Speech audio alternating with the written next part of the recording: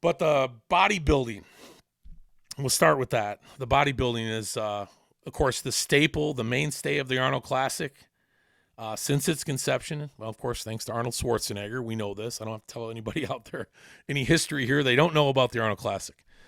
But I will say that over the years, the bodybuilding's kind of dried out a bit. It wasn't quite the show that used to be, that was the premier show or the second premier show of the year that everybody wanted to do.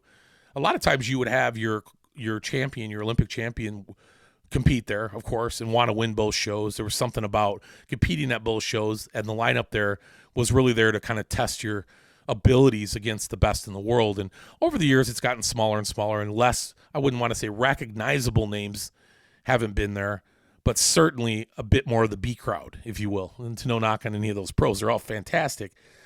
This one, a little bit different this year.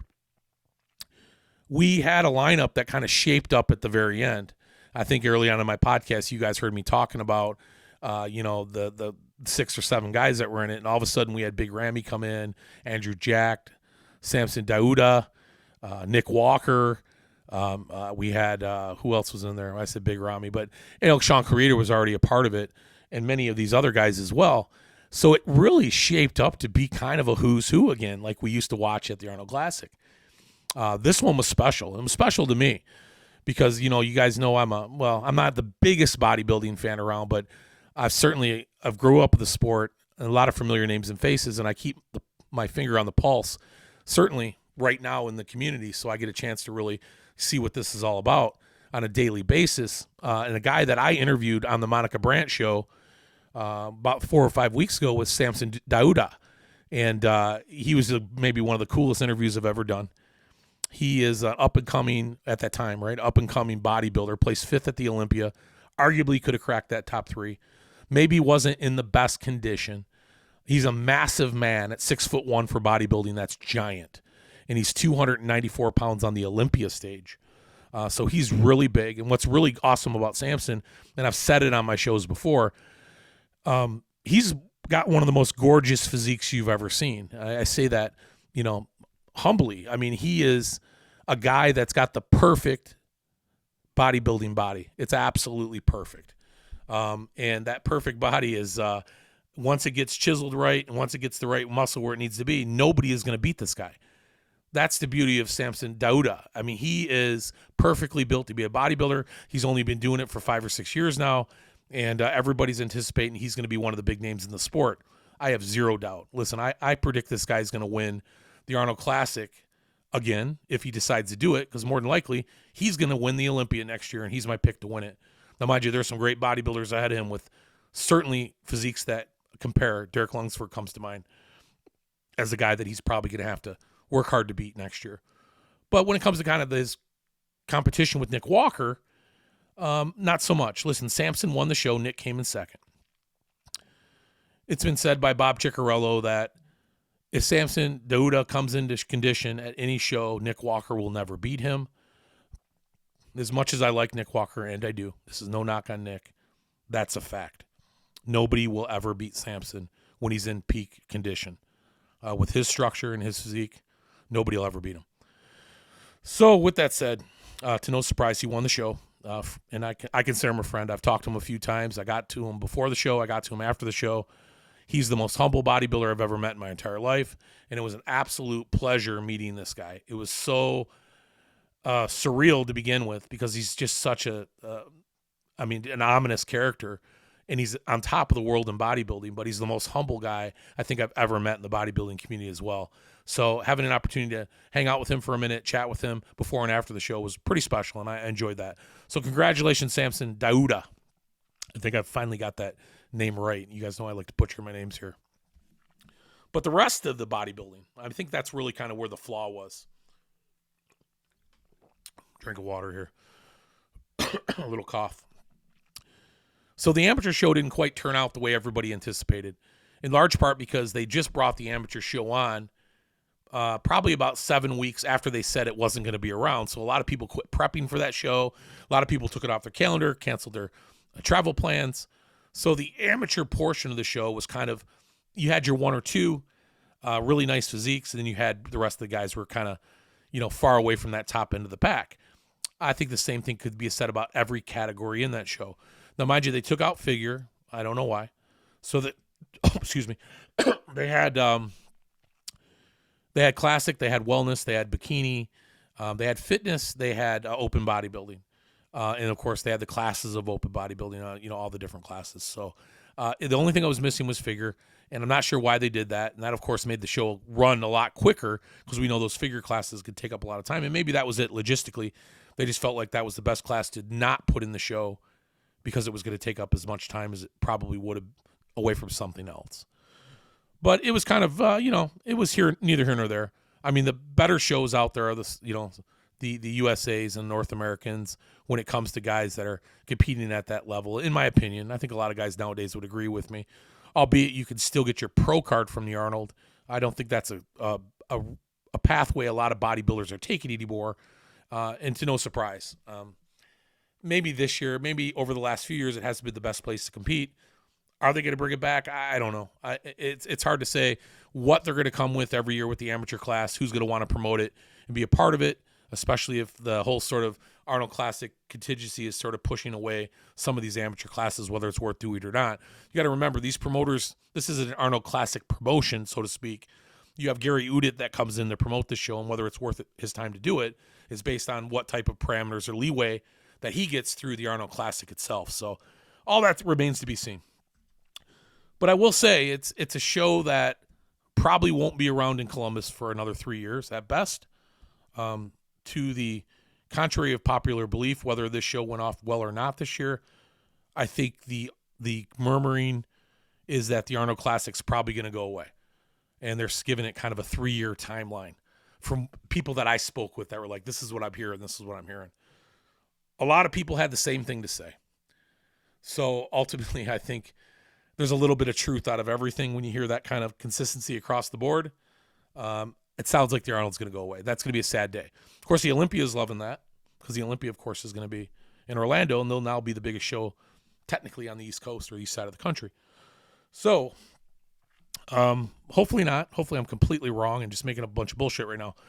But I don't think so. I think ultimately it's going to go away. And when it does, there's always something else hopefully that'll come along and take its place because there's a huge contingency of people in the Midwest and at large, of course, that love to use that weekend down in Columbus, that have done it annually and annually trek down there to be a part of their year, that I guarantee you, even if the Arnold Classic isn't there, that if another organization came in and wanted to do something similar, it would have huge success.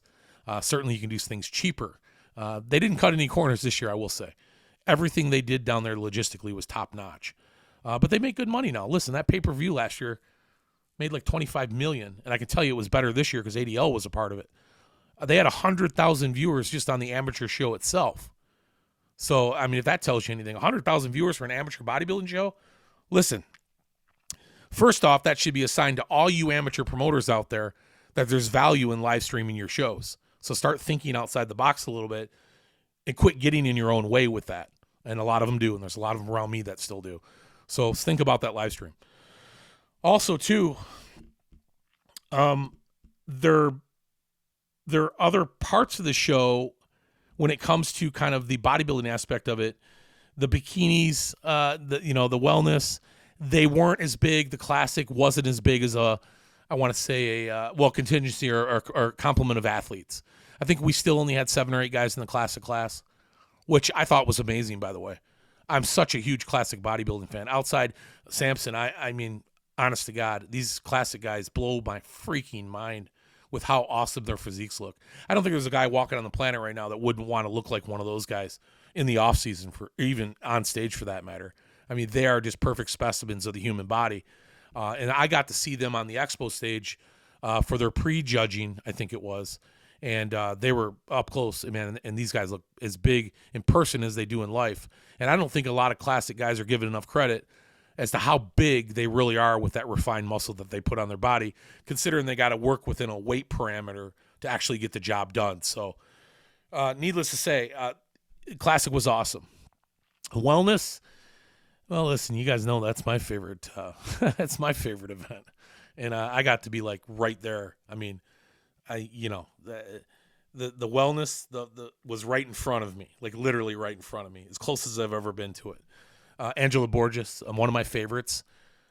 Phenomenally beautiful, beautiful woman. I'm just taken back by her. She's in a league of her own. She took second last year at the Arnold. Always the bridesmaid, never the bride. Yeah, she took second this year to Cassandra Gillis, which I thought was a bit controversial. I mean, listen, I'm not a wellness judge. You know how I don't like bodybuilding judging to begin with. I think it's just subjective as all get up. I thought that Angela was the winner of that show. But Cassandra looked great too. I mean, hey, listen, whatever works for that day. These women come in like in tip-top condition. At least those top 2, top 3 did. I don't think judging that is the easiest thing in the world. I would say bodybuilding judging is way easier than wellness judging. Maybe I'm wrong. I have to get a judge on and talk about that. But, yeah, so Borges. And, you know what I noticed about the bikini class? They're all brunettes. Since when in the United States of America is an entire bikini class? I get it. It's an international contingency. They're all brunettes? Really? Man, it's crazy. Yeah, all brunettes.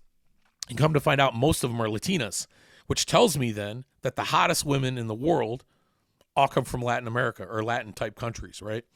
Whether that's Brazil or, I guess it is Latin America. What am I saying? I'm not a geography major.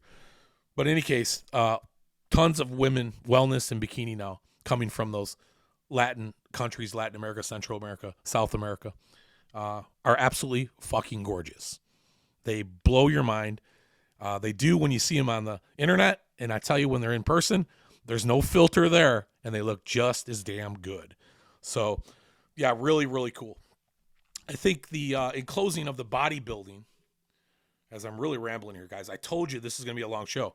Hopefully you guys enjoy it, because I'm just giving you the breakdown of the Arnold Classic here today. We'll get back onto all that fun, rambling, ranting shit I usually do next episode, which will probably be Monday, actually. But the best part about bodybuilding this year, the absolute best part, was the wheelchair division.